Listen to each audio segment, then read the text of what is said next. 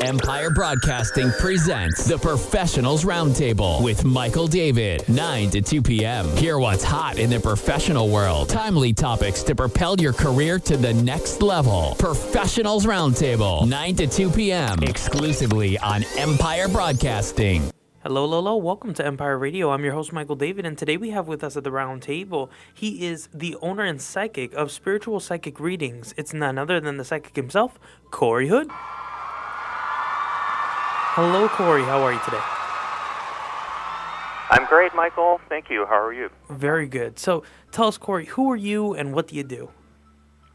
Okay, some of this material I'll give you is channeled through my higher self. Some is from me. All right.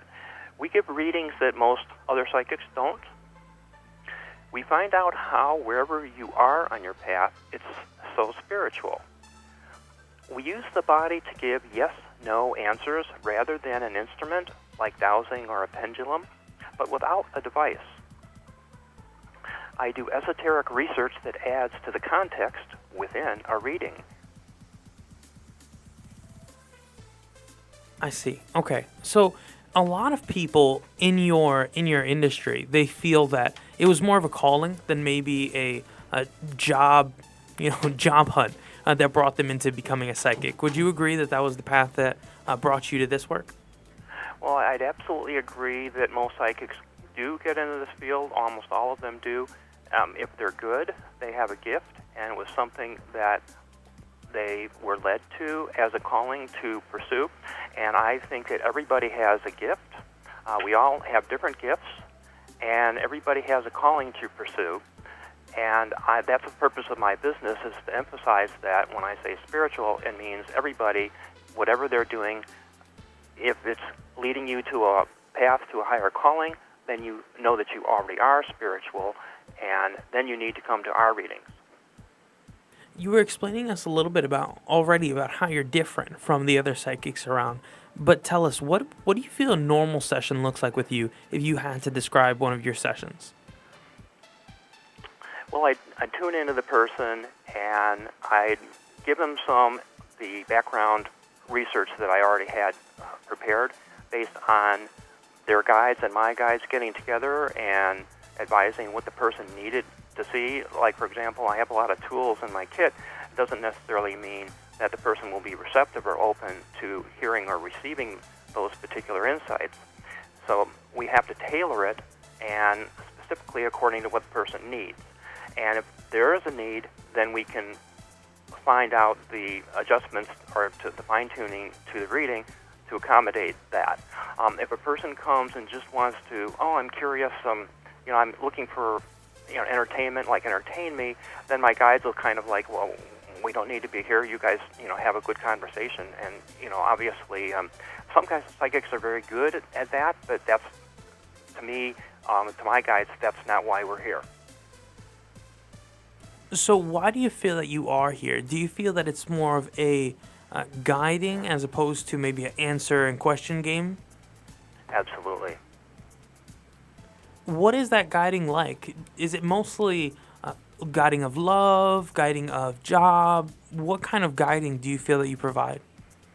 Well, because my guides can see everything, they want to not necessarily jump right in and tell you what they're seeing, but they want you to lead them into where you want them to go with your permission. It becomes more of an interactive process where we can actually show you what we use as our tools, and you can become psychic yourself, save a lot of money on psychic readings, and learn in about 10 minutes how to do the lightest type of trance there is that we do as one of our tools.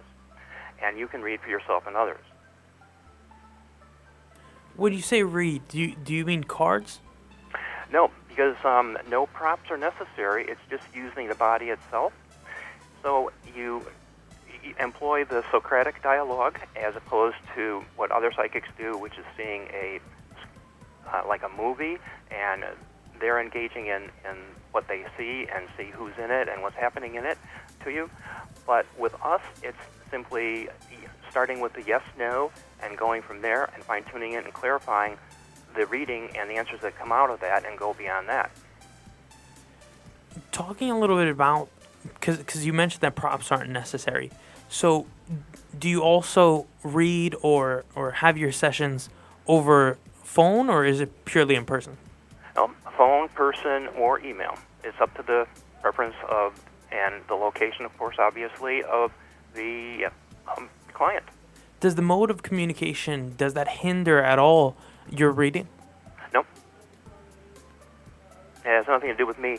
I'm like an empty vessel, and I'm getting a conference together between their higher self, mine, I call it undivided self, and the client and me, and I'm just the kind of medium passing the message through like a channel. It's a very light form of channeling, the lightest form of trance there is.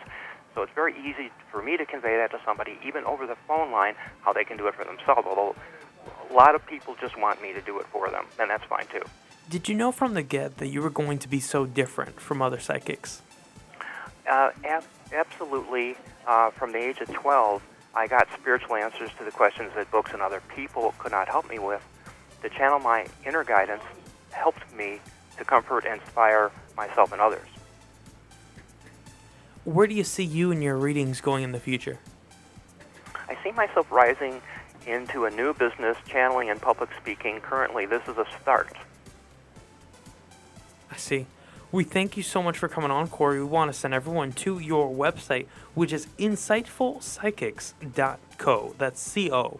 Insightfulpsychics.co. You can also email psychiccorey@gmail.com. Now, the last C of psychic and the first C of Corey share the C. So that's Psychic Corey with one C there in the middle at gmail.com. Psychic Corey, remember, with one C there in the middle, shared with Psychic and Corey at gmail.com.